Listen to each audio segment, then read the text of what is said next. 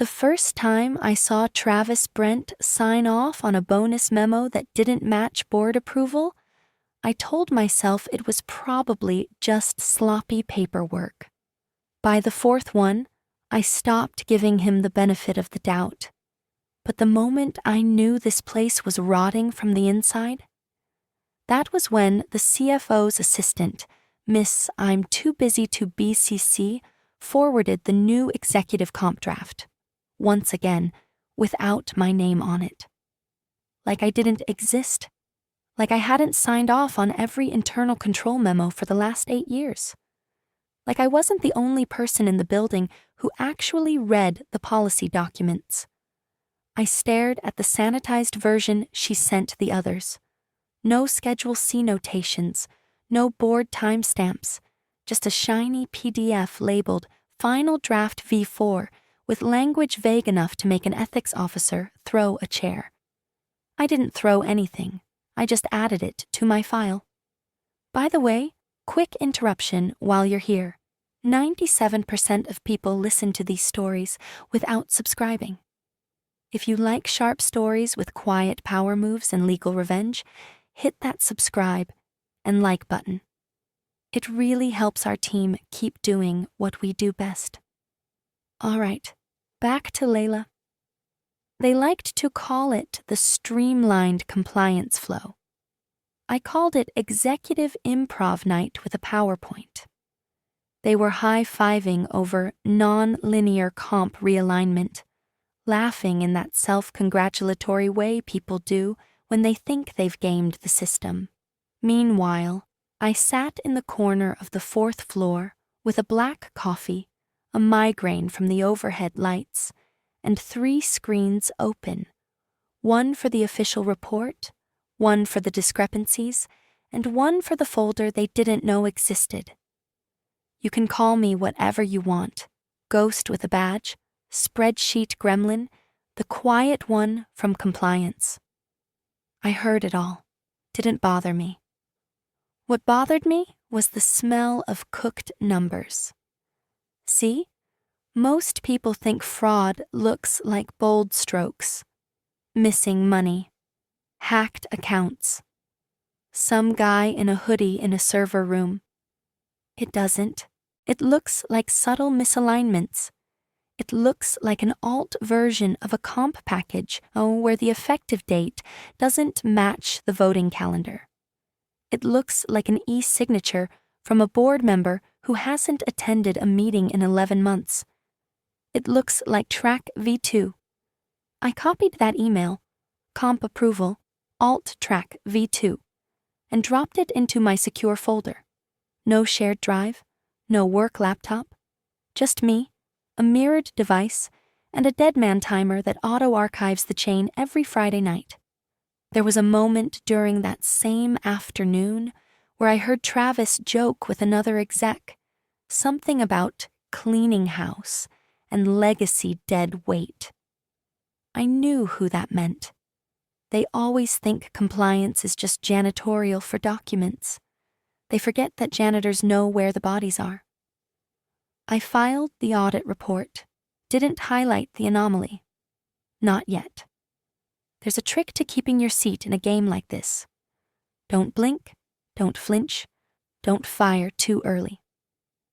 That Friday, I sat at my desk long after most had cleared out for happy hour. The cleaning crew passed by, nodded like always. I typed one final line into the discrepancy tracker before closing the encrypted folder. Alt Track V2 includes bonus language not reflected in official board minutes. Approval signature misaligned. Potential schedule C override. Then I shut it all down, logged off, walked out without a sound. They thought I was invisible. That was their first mistake. They didn't even have the decency to lie with a smile.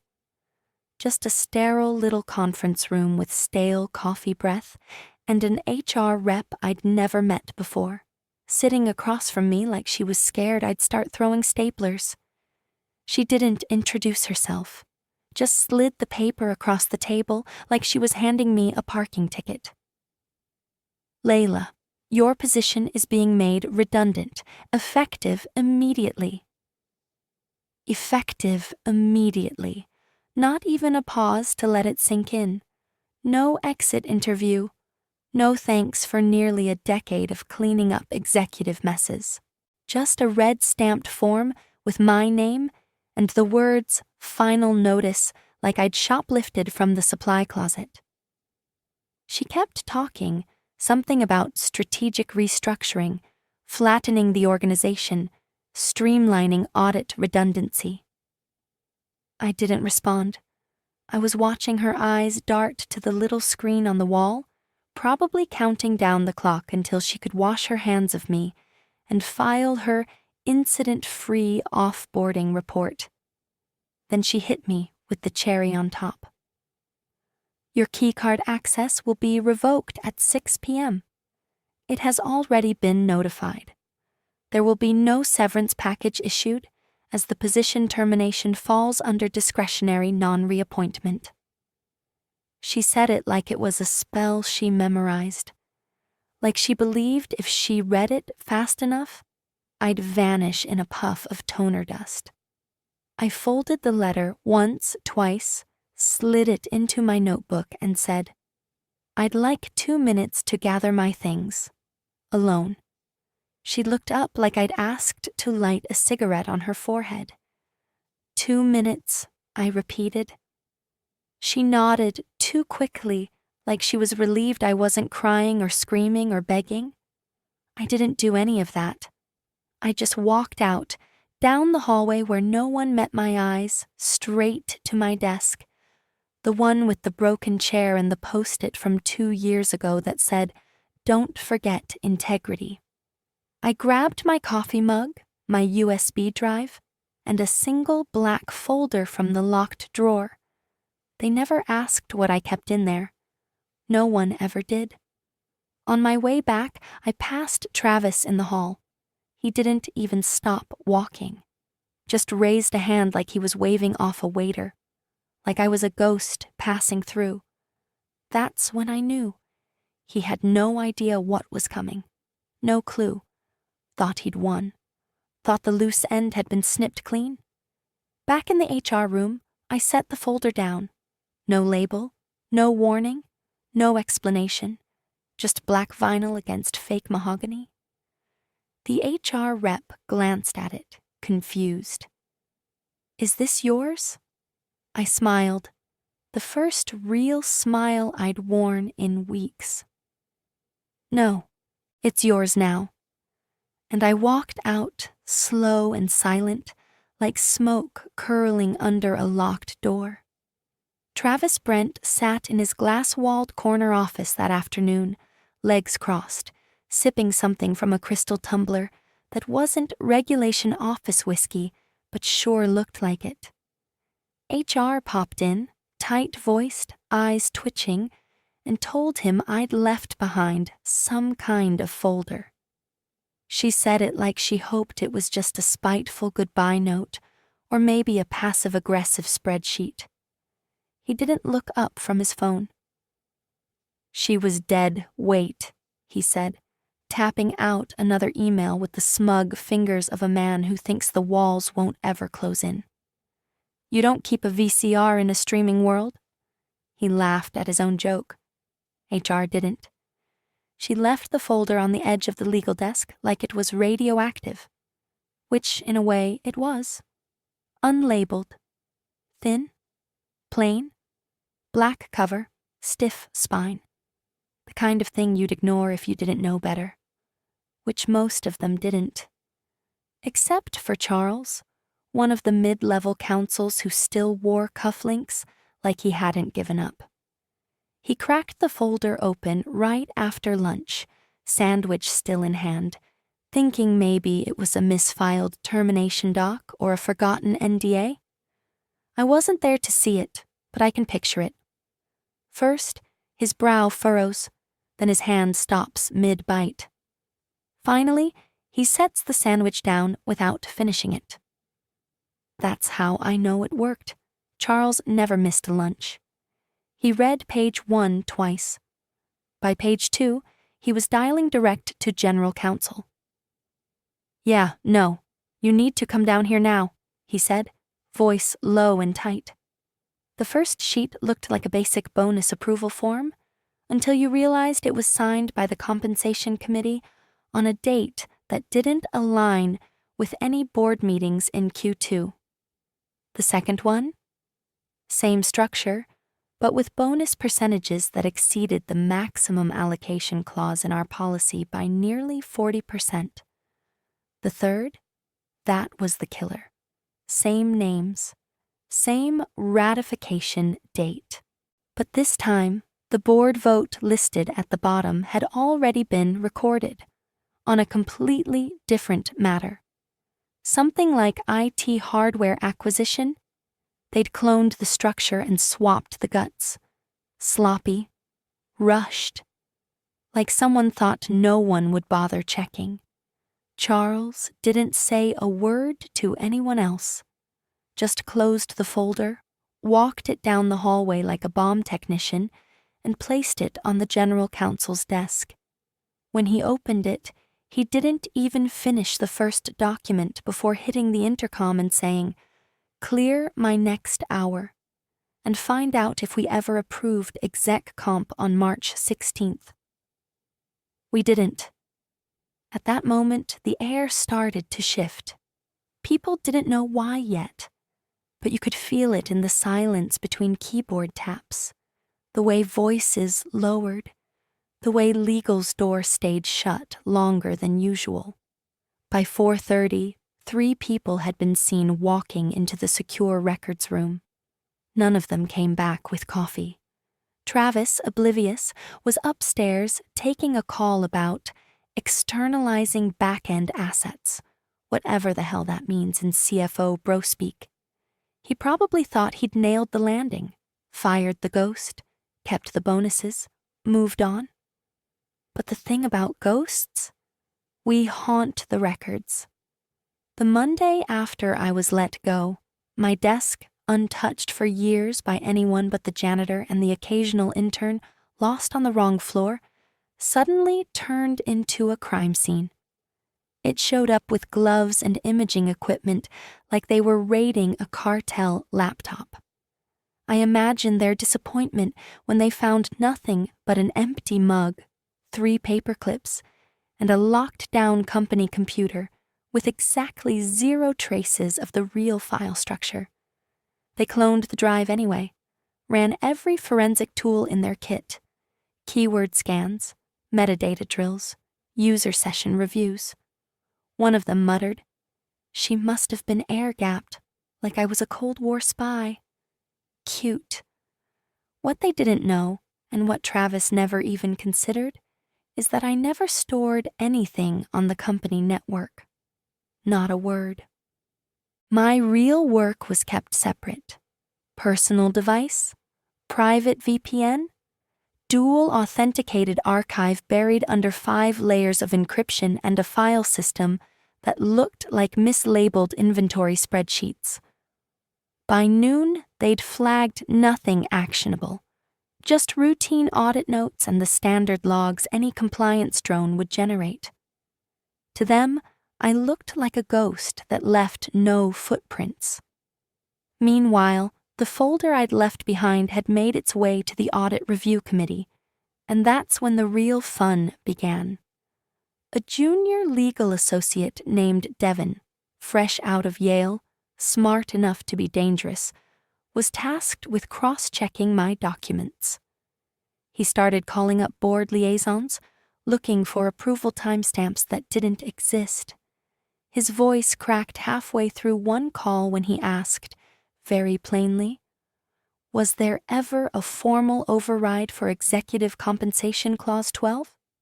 The liaison on the other end, Barbara Klein, 63, born in Pittsburgh, the kind of woman who'd slap you with a policy book before letting you revise a comma, paused. A long, hard pause. "No," she said. "Why are you asking?" That's when the dominoes began to tilt. Clause 12 wasn't a small thing.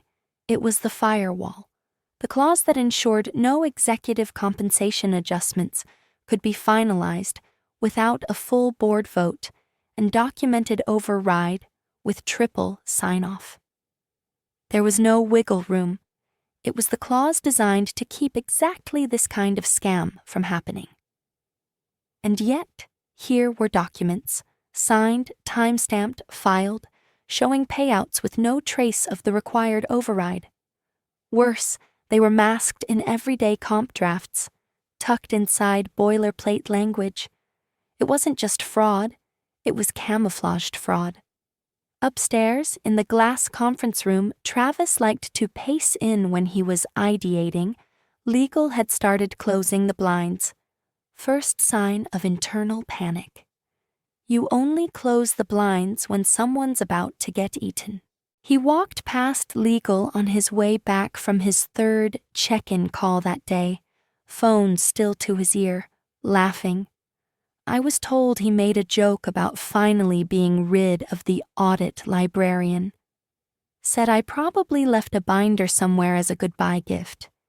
He had no idea the gift was already open, that the wrapping paper was burning, that the entire room was starting to smell smoke. By mid-afternoon, legal had stopped taking casual calls. Compliance logs were being subpoenaed internally. A request was filed to access security badge swipes from the last 6 months, specifically mine. They were trying to find the trail, but they were looking in all the wrong places. Because I didn't leave a trail. I left breadcrumbs soaked in kerosene. They didn't announce the audit. They didn't send an all-staff memo or hold one of those panicked town halls where legal pretends everything's fine while quietly hyperventilating behind non-disclosure agreements.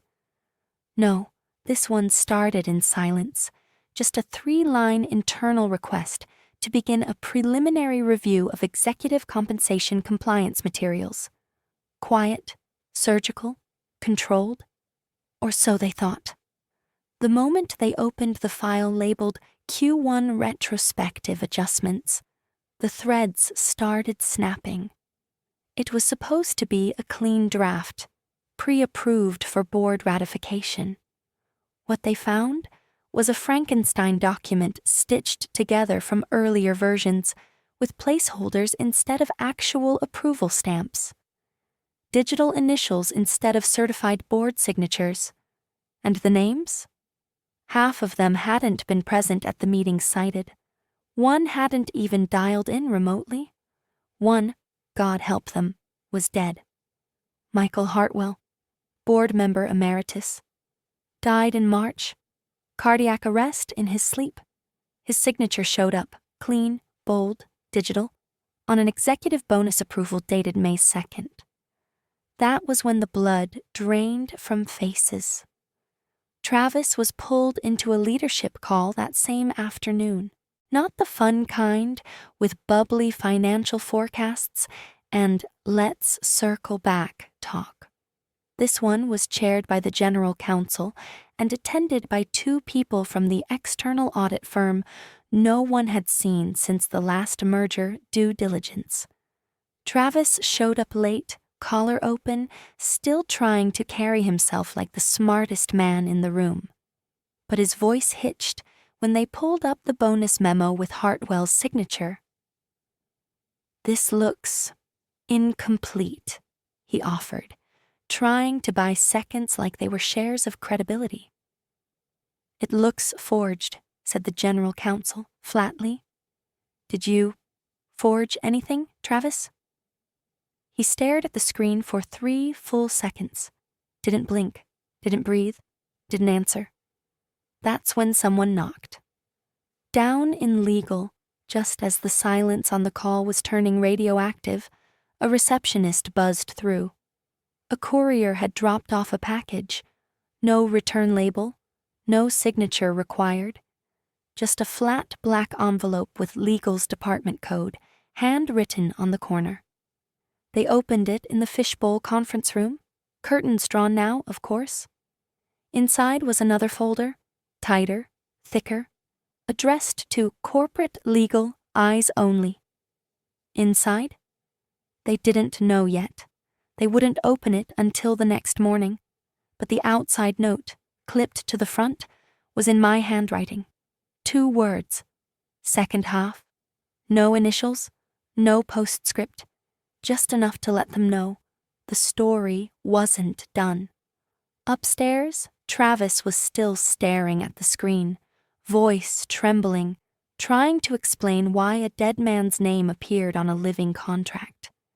He hadn't even seen the second folder yet, but it was already in the building, and this time, there was no shredder big enough to stop what came next. The folder was opened at 7:42 a.m. sharp, before most of the building's lights had even flickered on. Legal didn't wait for anyone from HR, and they sure as hell didn't invite Travis. Just the general counsel, 2 senior auditors, and 1 grim-faced external advisor who looked like he charged by the breath. The conference room door clicked shut, blinds sealed, coffee untouched. Inside the folder, they found what I knew they would: 2 years' worth of annotated compensation drafts, each one marked with notes in my neat, cold handwriting. Not assumptions, not theories.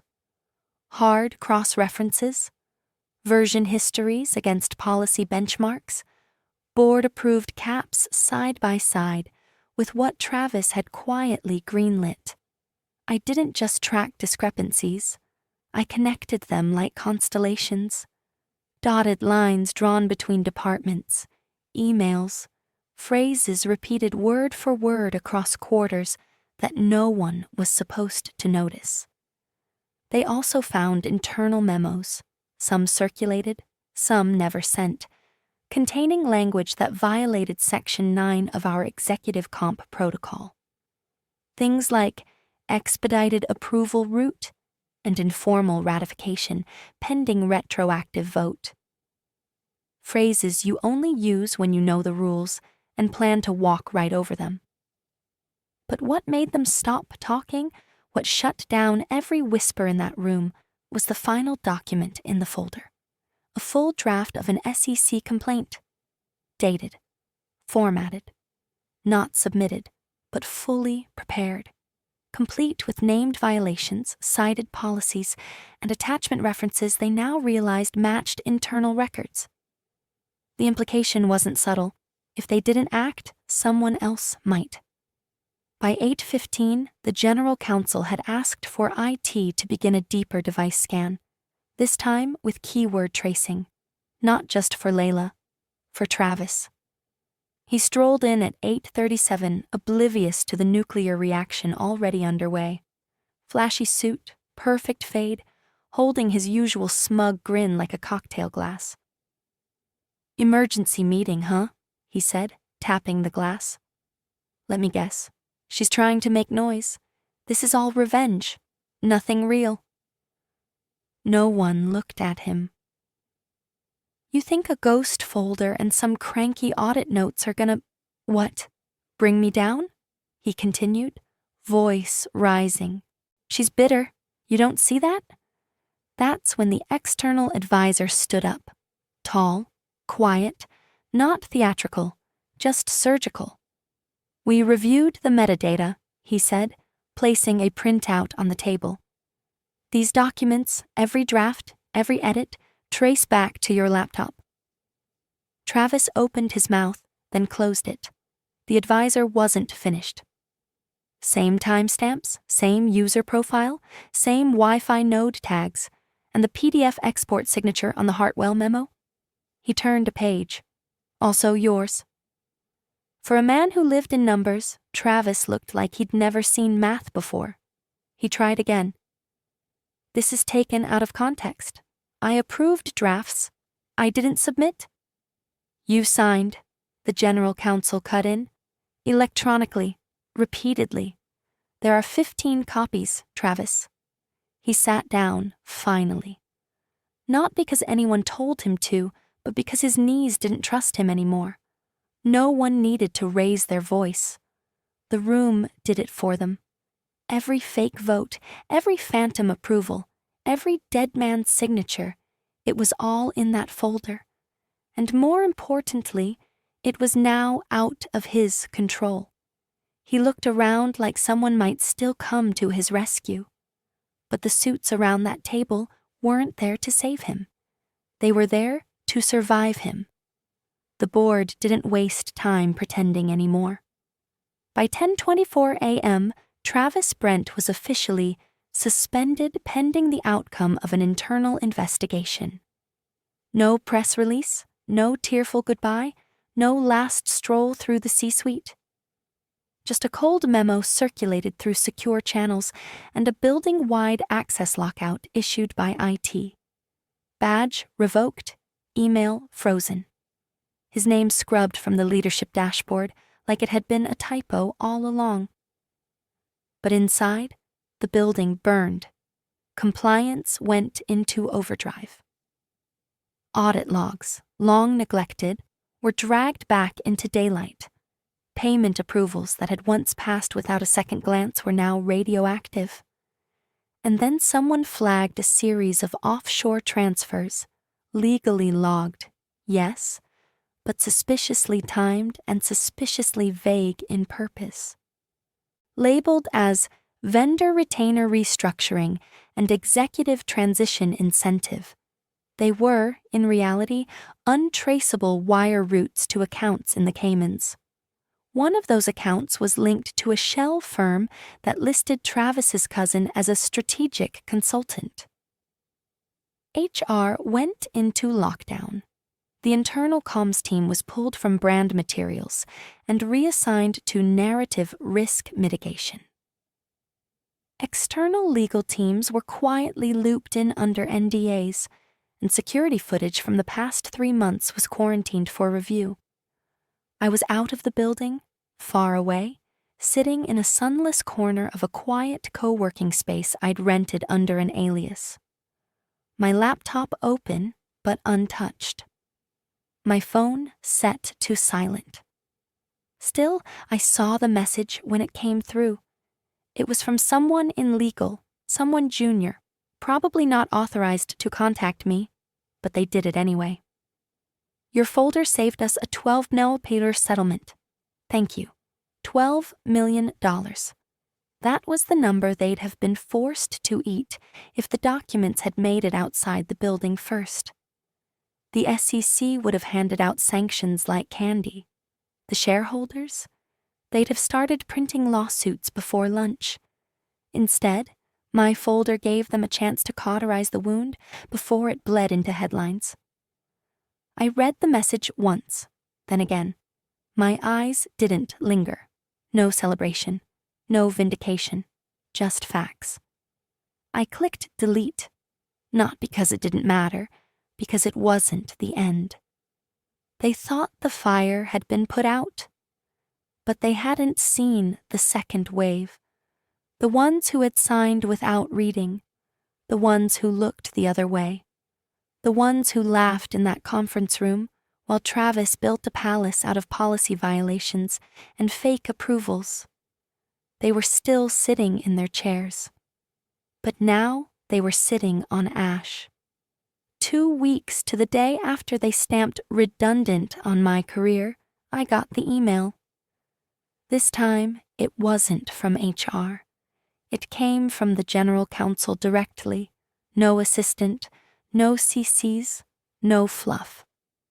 Just one line above a PDF attachment. We'd like to formally engage you as external compliance counsel. Terms negotiable, but we insist on your independence. The document was short. No boilerplate HR babble. No language about cultural alignment or team integration. Just a clean consulting contract with a 6-figure retainer, project-based escalation, and one line in bold. Reporting line, none. Exempt from CFO oversight. That clause was non-negotiable. I didn't even need to ask for it. They were making it very clear. Travis was done. Officially? The company said nothing, No press release, no internal tribute, just a missing name on the executive page and a LinkedIn profile that quietly pivoted to Strategic Financial Consultant, Stealth Mode. By the time I walked back into the building, they'd already replaced half the leadership team.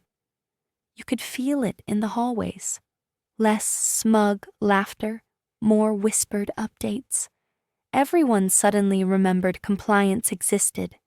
People I hadn't spoken to in years were suddenly making eye contact, like maybe I'd been a ghost, but now I was the one holding the flashlight. The new HR manager, fresh, nervous, trying too hard in a pressed blazer, met me in the lobby. She didn't know how to address me. Ms.? Counsel? Ma'am? I let her stumble through it until she handed me a visitor badge, temporary, ironic, and asked, "Would you be open to reviewing past file controls? Just to get a sense of how things slipped through?" I looked at her, smiled, just slightly. "I already did," I said, and I meant it. I wasn't there to fix their mess. I had already mapped it, measured it, cross-referenced it, and archived every rotten thread. Now, I was here to watch the rebuild, or the collapse, whichever they chose. Inside the compliance suite, someone had even put my name on the door.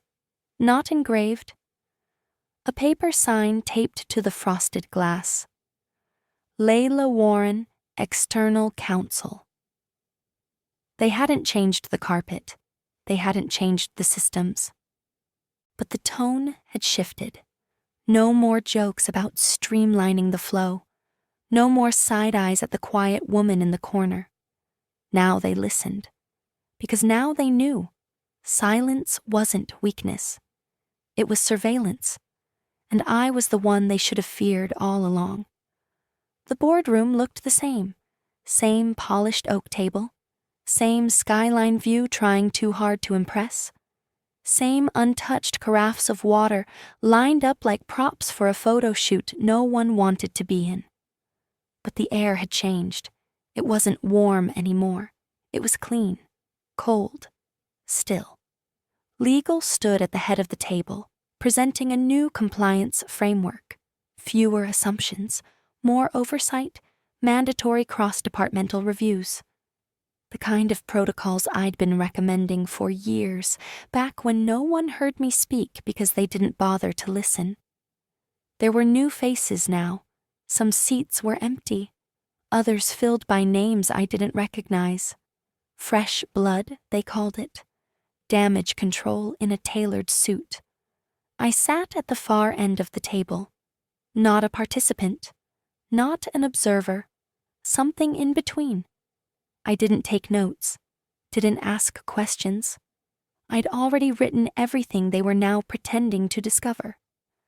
As the general counsel flipped through slides outlining the updated internal audit triggers, a new board member leaned in close to his neighbor and whispered, not quietly enough, "That's her?" He meant me, the one they fired, the one who never raised her voice, never sent a warning, never threatened to expose a thing, just left a folder, then another. The general counsel didn't even look up. He just nodded once. "She's why we're still standing."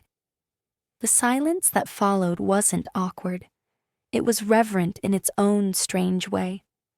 Like the room finally understood what had almost happened. What had been dancing on the edge of exposure. One forged signature away from a public execution.